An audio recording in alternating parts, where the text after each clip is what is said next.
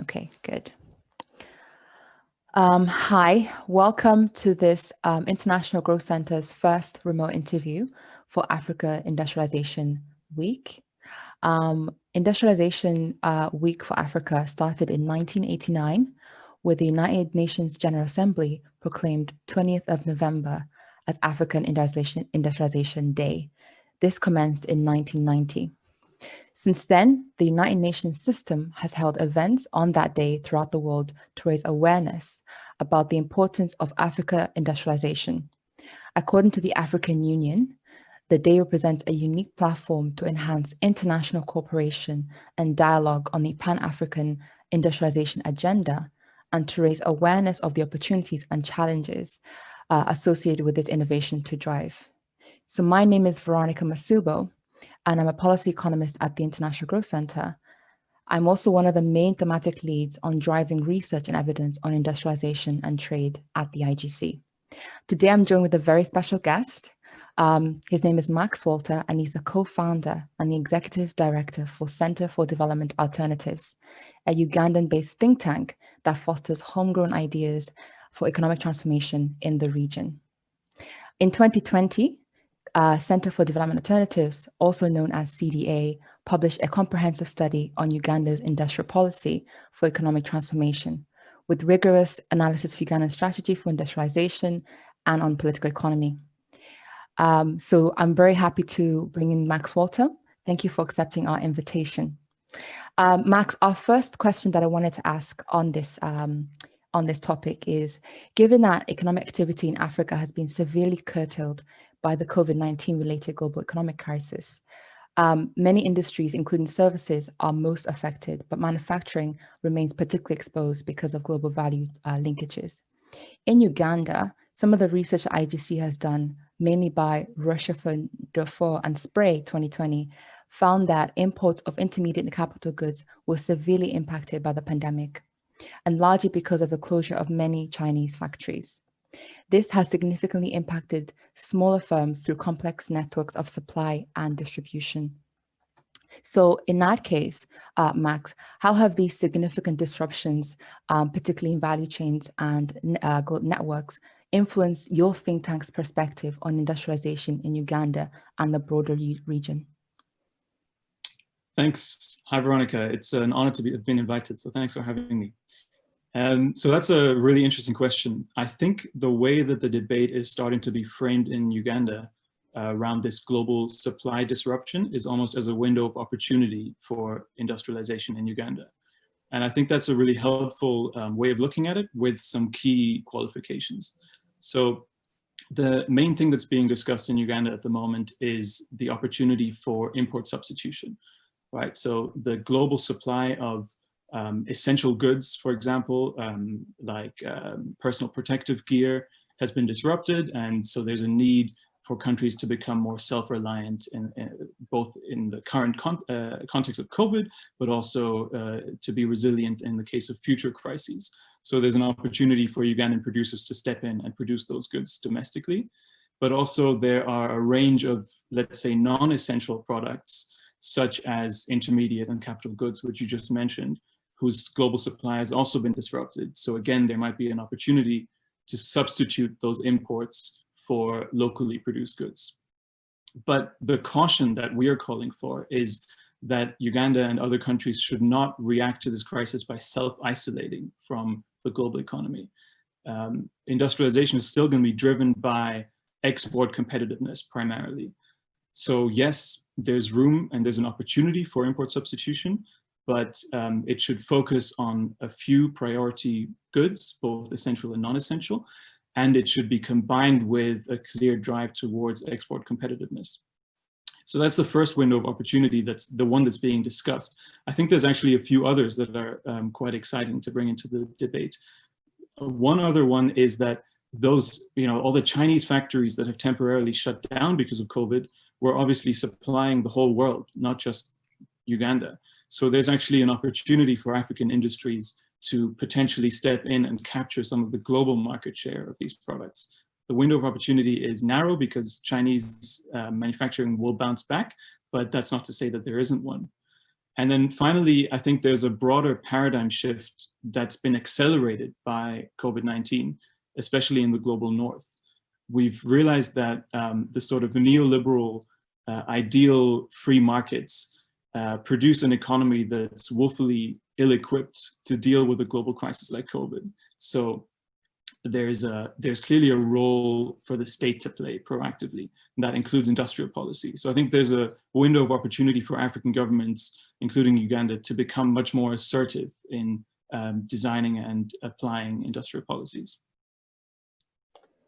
Thank you so much, Max, for that. And I think you're right in terms of taking the opportunity, both in terms of taking over the space for Ugandan to produce their own goods in that, intermediate goods, as well as rethinking industrial policy in this time.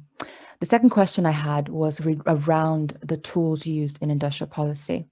So just looking at some of the evidence, industrial policy tools that many African countries have been using, including Uganda, to achieve industrialization have been centered around attracting foreign direct investment into their countries. Many of these have been opting in terms of building industrial parks and special economic zones with tax incentives as their main strategy. And this is therefore to link up large foreign firms and small firms and encourage spillovers of skills and knowledge. However, we've seen with the COVID crisis, FDI's foreign direct investment inflows have declined in 2020. What are your thoughts on the policy options available for countries, particularly in Uganda, in terms of switching over or choosing a different policy tool to utilize and attract investment? Sure. So I think the first obvious place to start is to think about domestic industrial investment. Not all industrial investment has to be foreign. And the constraints that hold back domestic investors investing in industries are similar to those that constrain foreign investors. So it's things like the cost and the availability of investment finance. In Uganda, companies are paying 25 to 30% annual interest rates to banks, which is extremely difficult for any sector, let alone for making long-term capital investments into risky new industrial sectors. It's things like power and transport infrastructure, which if weak, increase the cost of business, again, especially disadvantaging risky new sectors. But I think most importantly, it's about incentives. So we need to ask for a domestic investor, does it make more sense for them to invest in importing or does it make more sense to invest in domestic production? At the moment, I would say the incentives are still tilting towards importing. And similarly, we should, there's a clear role for industrial policy again to play here, moving the incentives away from imitating existing production processes towards innovating and upgrading. So that's those are some of the constraints that should be addressed to unlock domestic industrial investment. But I think we should also recognize that FDI is going to remain an absolutely central part of the process, and it will bounce back. I think there's a light at the end of the tunnel in terms of COVID. I think there are at least 2 vaccines now that are at sort of 90% plus effectiveness. So the global economy and FDI inflows will bounce back relatively soon. So that's good news, but FDI on its own actually is not sufficient. In fact, it doesn't, a lot of the time, it doesn't create the sort of spillovers and SME linkages that you mentioned. In Ethiopia, we've seen that there's been a lot of success attracting FDI into industrial parks, but it's extremely difficult to create linkages with domestic suppliers for various reasons. So the SMEs are not getting involved. In Uganda, we have a lot of Chinese companies coming in and getting lots of state benefits through industrial parks, but essentially producing products that Ugandan industries are already producing, just cheaper, and focusing on the domestic market.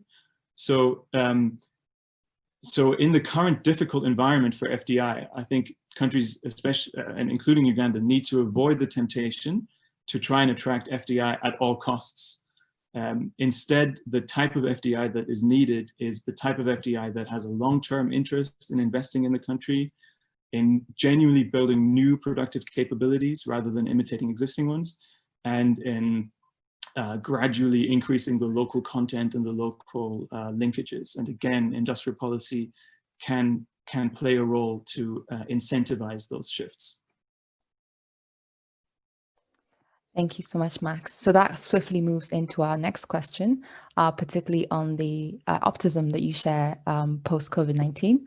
So just thinking beyond COVID-19, what do you think are the key factors, particularly on industrial policy and sort of the similar things that you've mentioned before, that will ensure growth and industrialization will happen for the future of Africa? So I thought about this question, and I would like to actually talk about two key drivers that I think are a little bit underappreciated in the mainstream discourse. One is, there's a lot of discussion at the moment around the fourth industrial revolution and digitalization and all that sort of thing. But I think it's really important to remember that agriculture and agricultural productivity has been a key precondition in every economic transformation process, especially so in largely agrarian economies like Uganda and like many African economies. So driving increases in rural incomes that come from agricultural productivity mean that rural households have a greater demand for industrial products, which in turn spurs industrial investment. It also means that they can invest in sending children to school, and in starting off-farm enterprises, all of which kind of contributes to the longer-term economic transformation process. On top of that, agricultural productivity is actually a key constraint on some industrial sectors. So in Uganda, there's actually some IGC research showing that many of the agricultural processing facilities are operating at way below capacity. So they need more volumes and more quality agricultural produce in order to drive, in order to kind of operate at full capacity and drive the sort of economies of scale that they need to become competitive. And even beyond that, there are high value agriculture sectors, especially focusing on export, such as horticulture, that display many of the same things that manufacturing sectors display, like linkages, the skill intensity, and that sort of thing.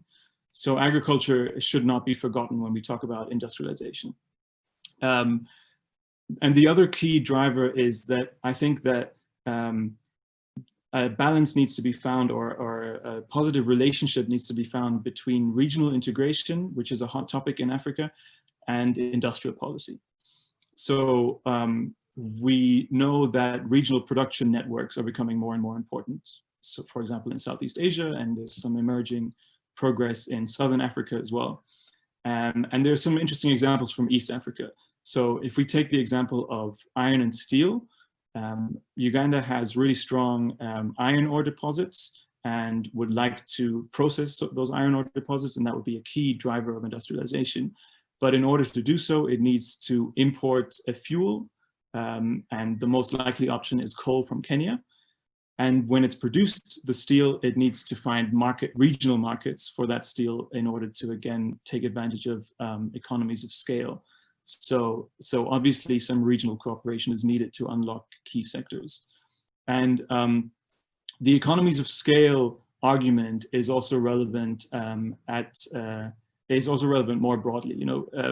Most industries cannot become internationally competitive unless they can take advantage of regional economies of scale, regional markets. But I think it's quite unlikely that the African Free Trade Agreement and other agreements will sort of unlock intra-continental trade overnight. I think what's much more likely, and what needs to be much more in central focus, is making piecemeal progress through multilateral negotiation. There's a risk that the less advanced countries, the countries with less competitive industries, are going to be reticent to open up their markets for fear of being overrun by industries from more competitive markets. So Kenya, for example, has much more competitive industries in most sectors than the rest of East Africa. And so the other East African countries are a bit reluctant to open up their markets. But I think there are some sectors that some countries can start to agree to open up. And one example from East Africa is the pharmaceutical sector, where the industrial capabilities at the moment are relatively evenly spread between Kenya, Uganda, and to some extent Tanzania. And the other countries have little to lose because they don't have pharma industries. So this kind of piecemeal progress can be made on certain sectors, right? And as we go through the regional integration process, I think ultimately what's going to be important is not to let integration kill industrial policy, which I think is a real risk. When there are international free trade agreements, usually any individual country trying to promote its industries domestically through industrial policy will be seen as acting against the principles of the free trade agreement between several countries. So that risks kind of this race to the bottom across the whole continent, where industrial policy gets further and further eroded. And it'll be important, which would be disastrous. So it'll be important to find a balance between regional integration and industrial policy at the domestic level. And then just to end on maybe a slightly hopeful note is that I think the African Free Trade Agreement maybe, just maybe, could become a platform for stronger collective bargaining of African countries to push for a more advantageous international trade and investment regime that actually allows countries to protect their infant industries and negotiates for better market access and things like that. Brilliant. Thank you so much. So just to summarize, you have talked a bit about how agriculture has a bigger role to play than most people discuss when it comes to the future of African industrialization, particularly post-COVID, sort of expanding agriculture and sort of expanding economy of scale. You mentioned that regional value chains have dual role to play, but this should not be in the expense of making sure that countries have their own industrial policy that drives this. You also mentioned that the African Free Continental Trade Agreement also can be used to sort of push collective bargaining. And in previous questions, you talked about how countries, for the time being anyway, before we see things getting better, should look into their domestic value chains and in domestic investment in terms of sort of just driving things at the moment while we wait for things to get better and countries sort of go back to their normal ways of working. Thank you so much. Do you have any last sort of words, things just to mention, quotes that you want us to have to sort of include in this interview? No, I think you've summarized it very nicely. And again, I'm very grateful to have been invited and to have the chance to share some of these thoughts. And I'm looking forward to seeing the other interviews. Brilliant. Thank you so much, Max. Thanks, Veronica.